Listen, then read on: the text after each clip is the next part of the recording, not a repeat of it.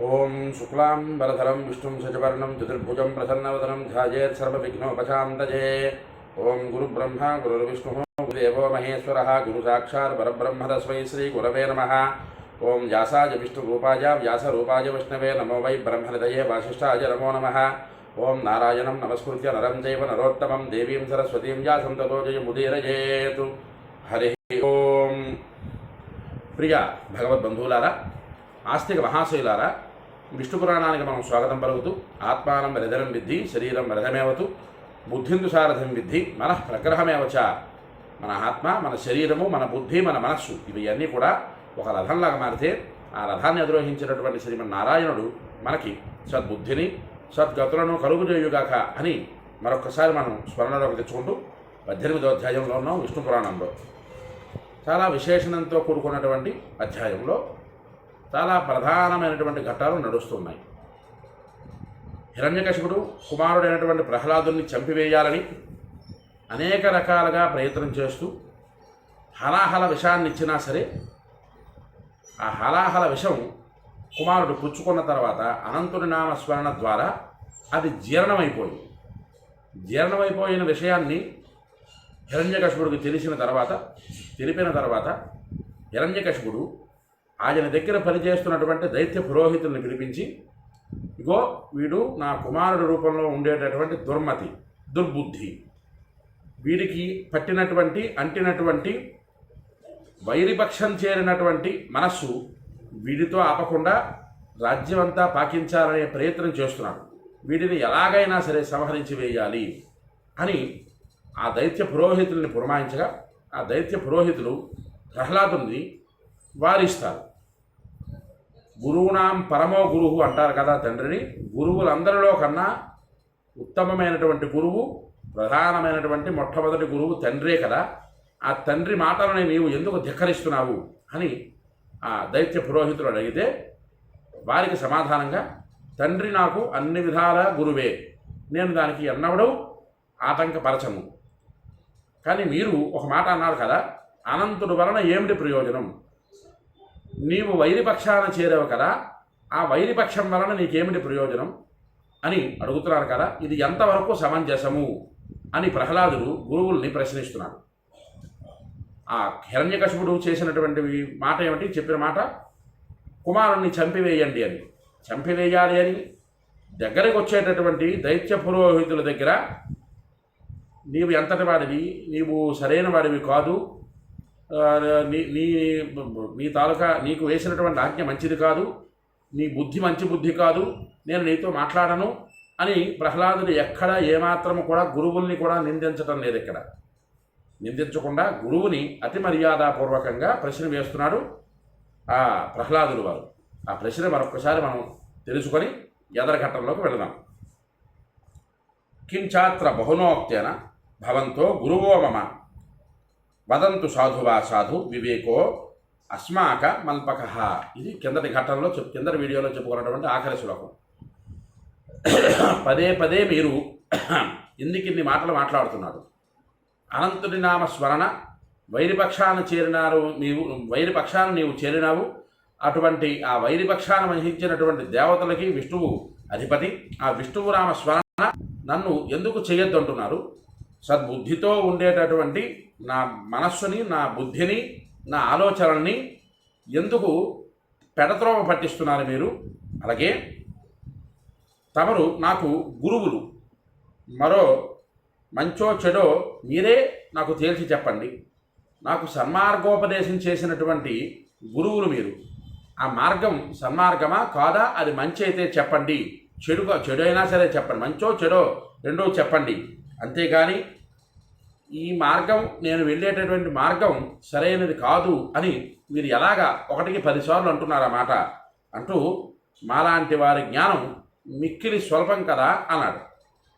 మాలాంటి వారి జ్ఞానం మీ గురువుల దగ్గర స్వల్పమైనటువంటి జ్ఞానం కదా. మీ గురువులకు ఉండేటటువంటి జ్ఞానం వేరు, ఆలోచన, బుద్ధి, శక్తి అవన్నీ వేరు. మేము శిష్యులం, మాకు ఉండేటటువంటి ఆలోచన కానీ, బుద్ధి కానీ, జ్ఞానం కానీ స్వల్పము అని గురువుని నిందించకుండా గురువు దగ్గర నుంచి సమాధానం రాబట్టుకోవాలి అని ప్రశ్న వేస్తున్నారు ప్రహ్లాదుడు వారు. చాలా జాగ్రత్తగా విషయం తెలుసుకోవలసినటువంటి ఈ ఘట్టాలు ఇవి. మనం ఒకరి దగ్గర నుంచి వివరం తెలుసుకోవాలి అంటే వివరం తెలుసుకున్నంత వరకు ఓపిక వహించాలి. ఓపిక వహించకుండా మీరు అలా చేశారు, మీరు ఆనాడు ఎలా చేశారు అని మాట తూలితే మాట పెరుగుతుంది తప్ప వివరం తెలియకుండా పోతుంది.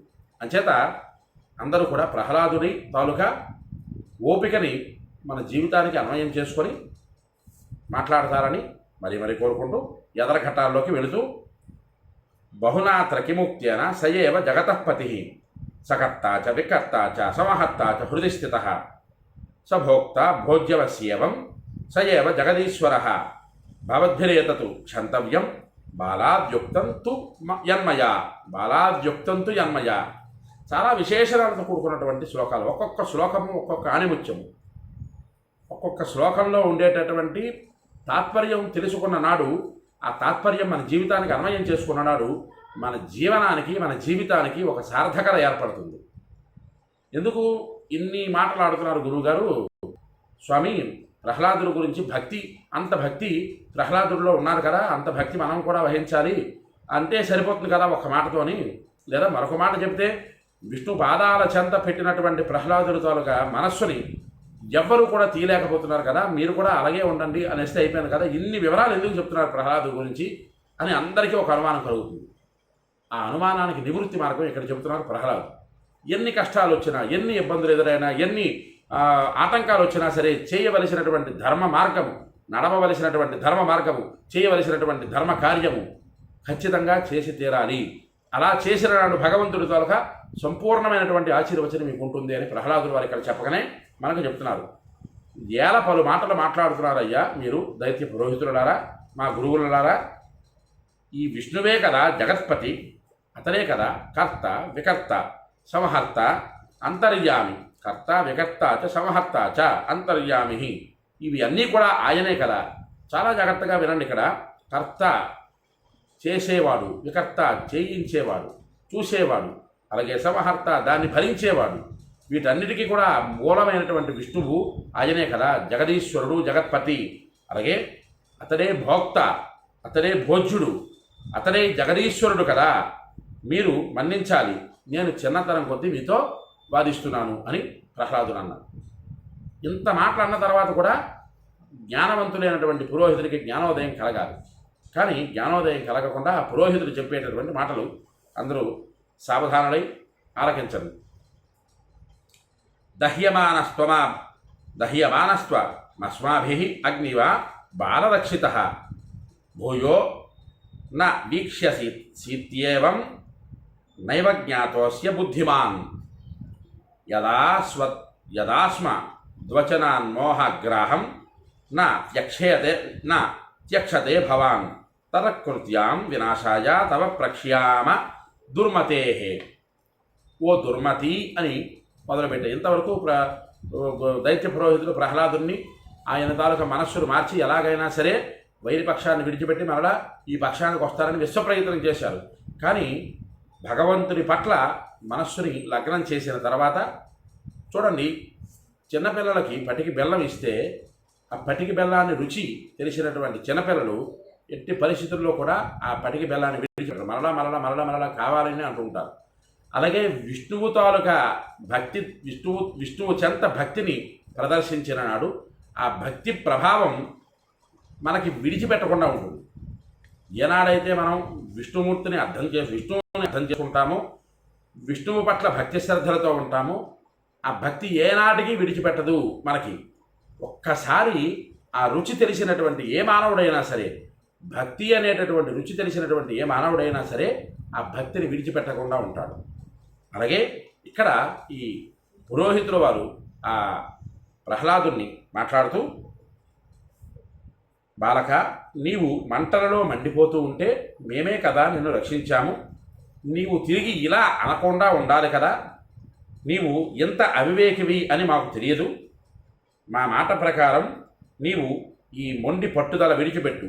లేని పక్షంలో ఓ దుర్మతి, నిన్ను అంతం చేసే కృత్యని మేము సృష్టిస్తాం, జాగ్రత్త సుమా అని వారు ప్రహ్లాదుని భయపెట్టడానికి చూశారు. సరే ఇంత జరుగుతున్నా సరే తండ్రి అయినటువంటి హిరణ్యకశిపుడికి జ్ఞానం లేదు, దైత్య పురోహితుడికి అంతకన్నా జ్ఞానం లేకుండా పోయింది. ఎలా జ్ఞానం లేకుండా పోయిందయ్యా అంటే, తండ్రి తన దగ్గర ఉండేటటువంటి సమస్త రాక్షస గణాలకి ఆదేశం ఇచ్చి భయంకరమైన ఆయుధాలతో చంపాడు, అది జరగలేదు. ఏనుగుల చేత కుమ్మించాడు, అది జరగలేదు. అలాగే విషాన్నం పెట్టాడు, ఆ విషాన్నం జీర్ణించుకుపోయింది, అది జరగలేదు. అగ్నిలో పడివేశాడు, అయినా సరే ప్రహ్లాదుడు రక్షింపబడ్డాడు. కానీ అగ్నిలో పడివేసిన తర్వాత దైత్య పురోహితుడు మేమే కాపాడామనేటటువంటిది వారు అంటున్నారు తప్పిస్తే, వారు అంటున్నారే తప్పిస్తే, కానీ ప్రహ్లాదుని అగ్నిలోంచి బయటకు తీసింది, అగ్నిలో ప్రహ్లాదుడికి శరీరానికి అగ్నిహోత్రుడు తాలూకు బాధ తగలకుండా చూసేది విష్ణువే అని కిందల ఘట్టాలను మనం చెప్పుకున్నాం. ఇట్టి పరిస్థితుల్లో కూడా నీవు బుద్ధి మార్చుకోకపోతే నిన్ను సంహరించేటటువంటి శక్తి కృత్య అనేటటువంటి దాన్ని నీ మీద ప్రయోగం చేస్తాం సుమా అని ఆ దైత్య పురోహితుడు ప్రహ్లాదుని భయపెట్టడానికి చూసేసరికి ప్రహ్లాదుడు పలికేటటువంటి మాటలు చాలా చక్కనైనటువంటి మాటలు. ఎందుకు చాలా చక్కనైనటువంటి మాటలు అంటున్నానంటే, విష్ణు భక్తి అనేటటువంటిది ఒక్కసారి, భగవంతుడి పట్ల భక్తి అనేటటువంటిది ఒక్కసారి మనకి రుచి తెలిసింది అంటే, ఆ రుచి మన ప్రాణం పోయినా సరే విడిచిపెట్టము అనేటటువంటి ఏకాభిప్రాయానికి, నిశ్చితమైనటువంటి అభిప్రాయానికి ఖచ్చితంగా వస్తాం. ఆనాడు ఇతరత్రా విషయాలు ఏవి మన బుర్రలోకి చేరవు. ఆ బుర్రలోకి చేరకపోయేసరికి అందరికీ కలిగేటటువంటి ఒకే ఒక జ్ఞానం ఇక్కడ ప్రహ్లాదుడు వారు చెబుతున్నారు. అది అందరూ కూడా అవధరించండి. కహ్కేన హంతంత్యే కహ్కేన హన్యతే జంతు కహ్కేన రక్ష్యతే హంతి రక్షతి చైవాత్మ హ్యసతు సాధ హ్యసతు సాధు సమాచరన్. చాలా విశేషణంతో కూడుకున్నటువంటి శ్లోకం. ప్రహ్లాదుడు బాలుడు, కుమారుడు కదా.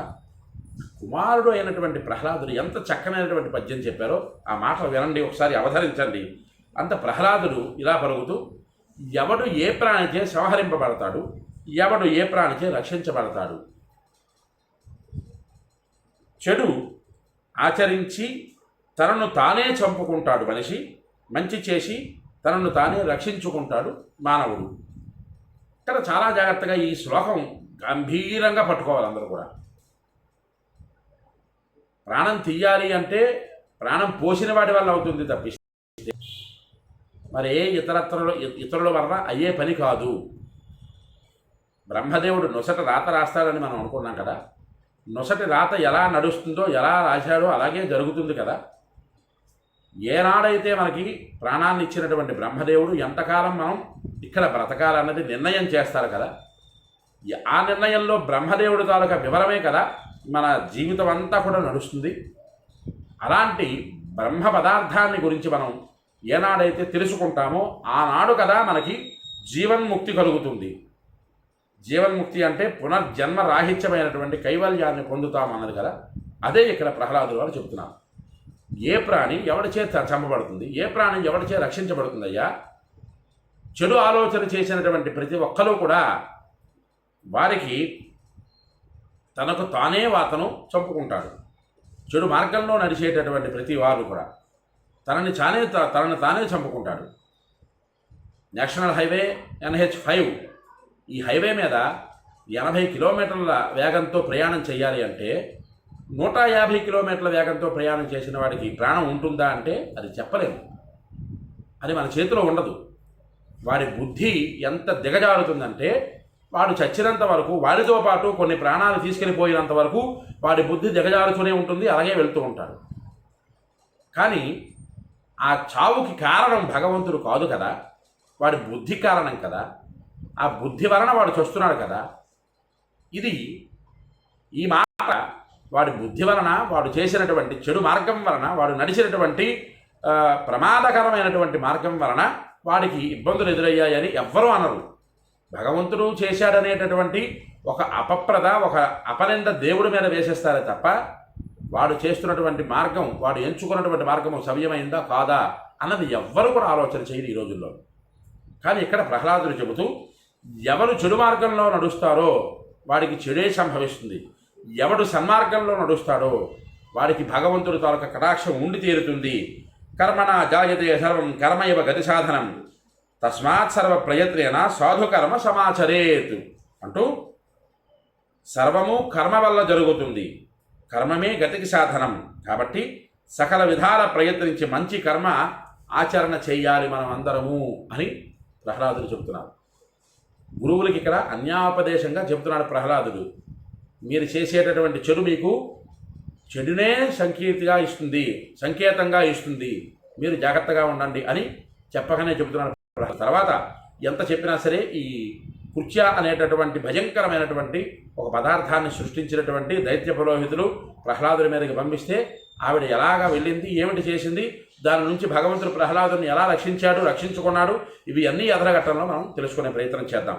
ఎవరికైతే ఈ వీడియో నచ్చుతుందో వారందరూ కూడా లైక్ చేయండి, షేర్ చేయండి, మీ అమూల్యమైన మాటలను కామెంట్ రూపంలో పంపించండి. విష్ణు పురాణాన్ని మీరు వినండి, తరించండి, 10 మంది చేత వినింపజేసి తరింపజేయండి. హరి ఓం స్వస్తి.